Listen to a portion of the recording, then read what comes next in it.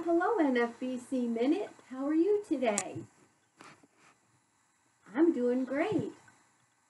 Yes, Pastor Tom and Pastor Sam are waiting for you right down the hall. You have a great day, too. Hey, NFBC Minute. How are you, NFBC Minute. How are you? Good to see you. Is that coffee? Oh, you brought us coffee, NFBC Minute? Oh, wow. Wow. Hey, wow. You're a great friend. I mean, Ooh, wow. hot. Hey, you gotta, Hey. But thanks a lot, boy, NFBC Minute. You take good care of us here.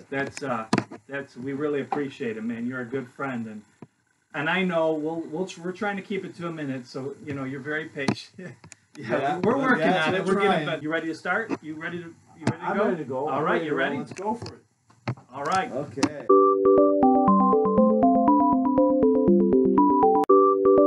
Pastor Tom. Hey, good morning, Sam. How are you, Pastor Sam? Good friend brought coffee. Hey, so look at I'm this, ready to man. go.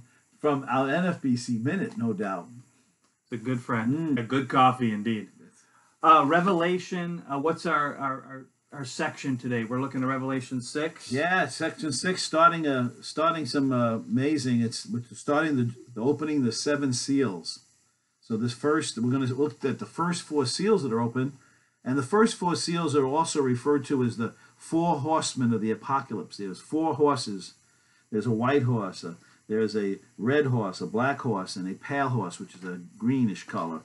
And there's with a horseman, and it's beginning judgment that's going to fall on the earth, and real serious stuff here. And so we're beginning to see the wrath and the judgment coming, and the indignation that is coming, which is representative of the book of Revelation. And the timing of this, we're not exactly sure. Some believe that it's going to begin towards the middle and the last 3.5 years, where this is going to just build up.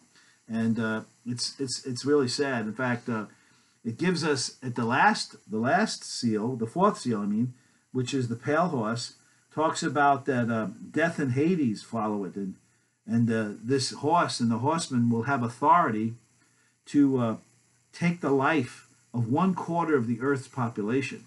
And just to put that in perspective, right now in 2017, the population of the world is an estimated 7.5 billion. Mm-hmm. So a quarter of that is like somewhere like 1.8 billion people.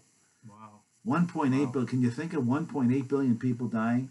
And there'll be war, devastation. Then after war, there'll be famine.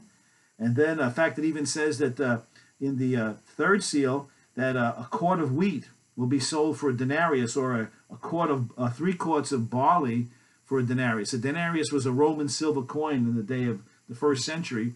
And so it's saying that a 1 day's wage for will be the price to buy 1 loaf of bread or 3 loaves of barley bread. And that would be like 1 loaf would be enough for 1 person, and 3 loaves may feed 3 people. So that's pretty bad. And it's interesting, I was doing a little research on the rising cost of bread over the last 100 years. I think one article I says bread has risen like 9,000% or something like that since 2000, since 1914. So it's amazing. So we're going to see a time when bread will be like, whoa, gold. So this is a time of judgment. It's a time of judgment. judgment. Going to be hit with. The first one talks about how there'll be a conquest. We think that the white horse is someone. It's very interesting. The end of the book of Revelation describes Jesus coming on a white horse.